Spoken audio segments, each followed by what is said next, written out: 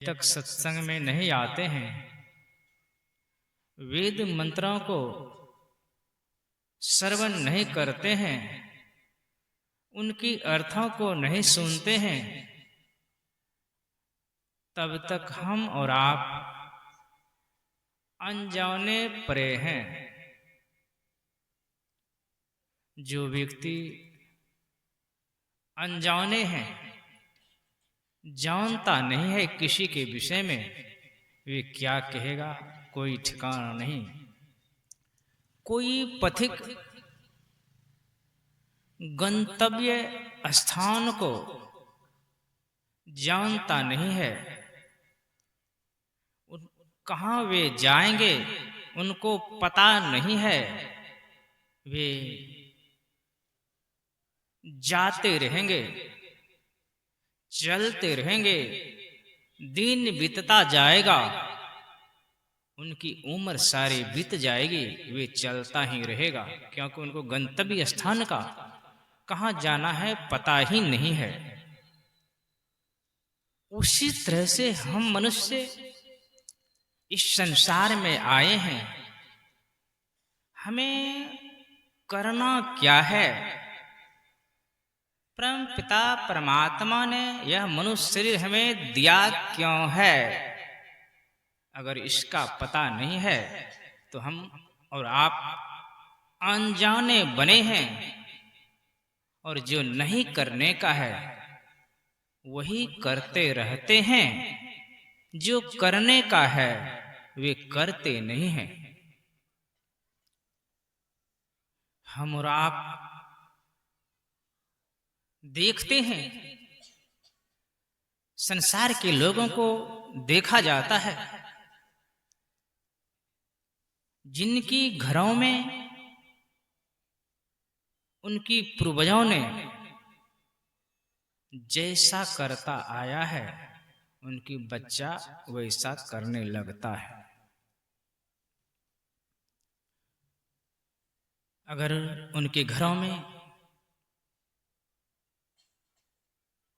नित्य प्रतिदिन झूठ, चोरी, नशा, हिंसा, व्यभिचार करता हो तो बच्चा भी करता है, करेगा। जब बड़े गार्जियन घर में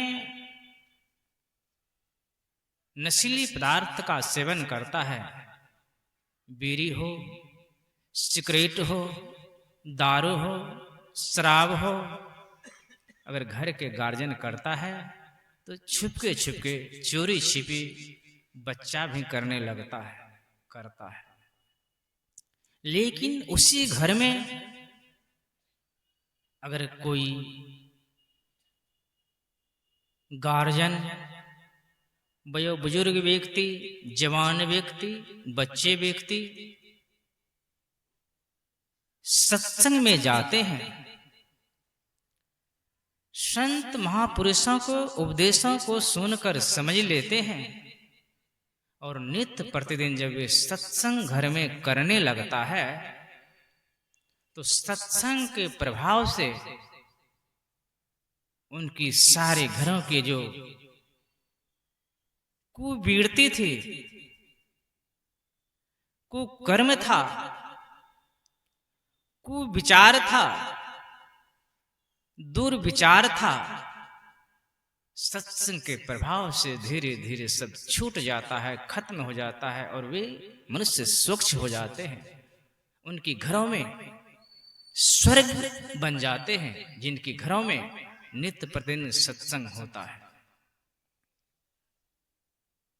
गुरु महाराज संत सद्गुरु महर्षि मही प्रबंध जी महाराज की वचनों में आया है, नित्य प्रति सत्संग कर ले प्यारा, तेरा कार्य सरे सारा। का हे भाई, हे मनुष्य, नित्य प्रतिदिन सत्संग करो, तुम्हारा कार्य बन जाएगा। कार्य यानी जो भी आपकी कामना है, शुभ कामना की पूर्ति हो जाएगा। और हमें क्या चाहिए?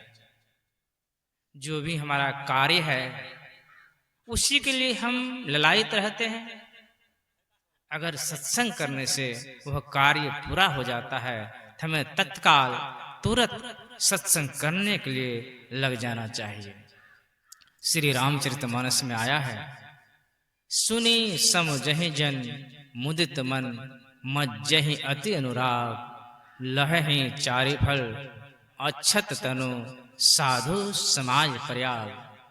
जो संत महापुरुषों के उपदेशों को आनंद मन से सुनकर समझ लेते हैं, समझकर सत्संग ध्यान करने लगता है, तो उनको चारों फलों की प्राप्ति होती है, अर्थ, धर्म, काम और मोक्ष।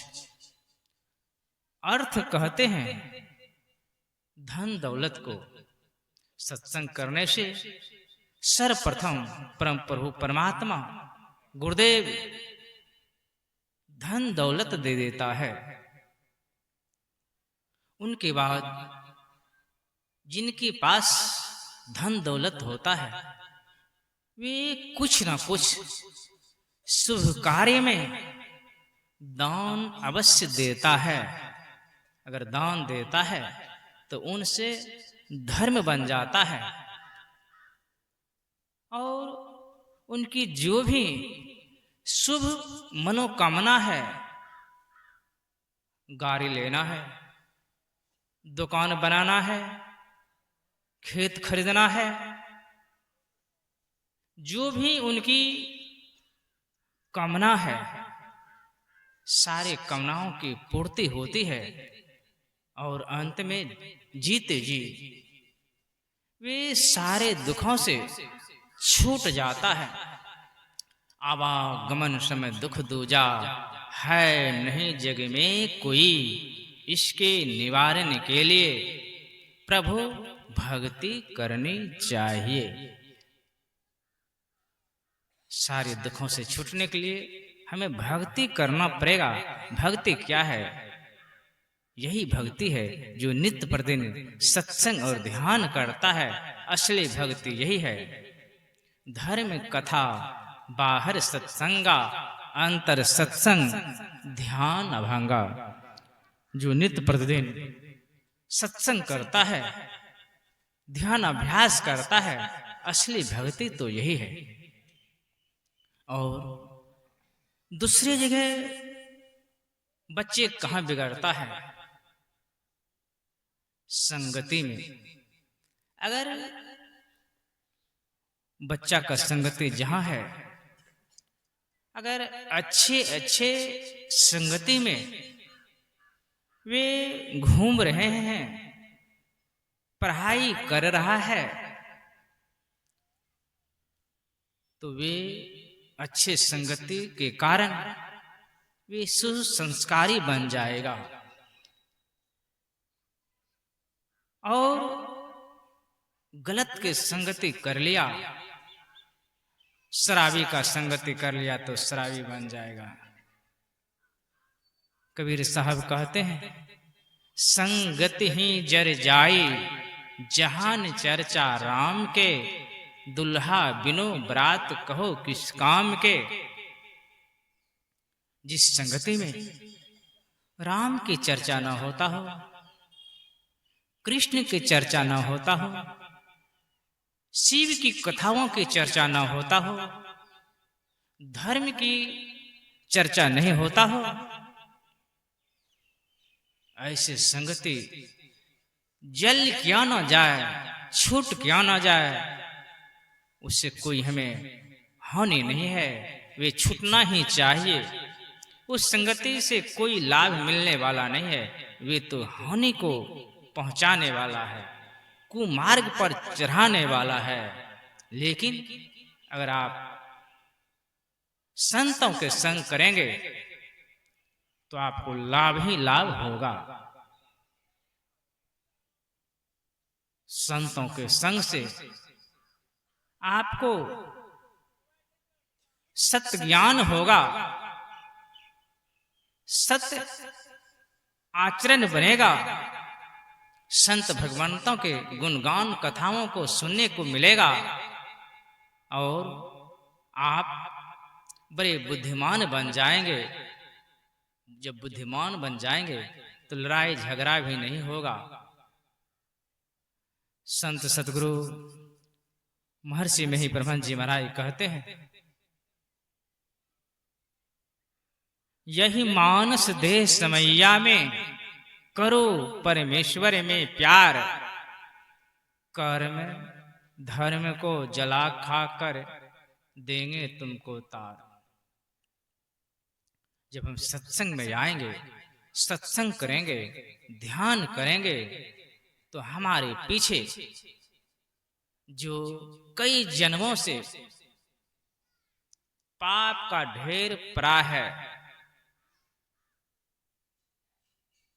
अनजाने में हम न जाने कितने गलतियां कर चुके हैं, वे पहाड़ के समान फैला हुआ ढेर है।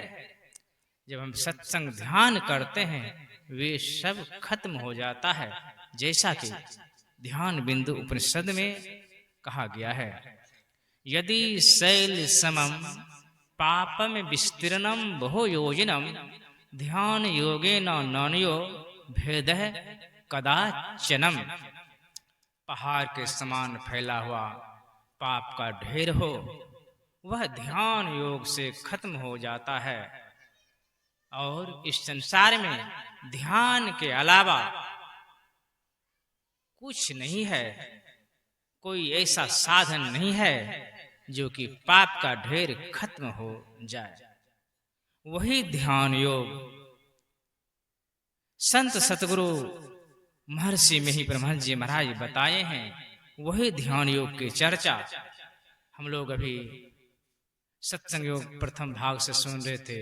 बुद्धि योग, मानस योग, मानस ध्यान, दृष्टि योग, नदानुसंधान के विषय में मैं संत सतगुरु महर्षि में ही ब्रह्मन जी महाराज के चरणों में, महर्षि संत से भी ब्रह्मन जी महाराज के चरणों में नमन करते हुए अपने वाणी को विराम देता हूं और हम लोगों के बीच में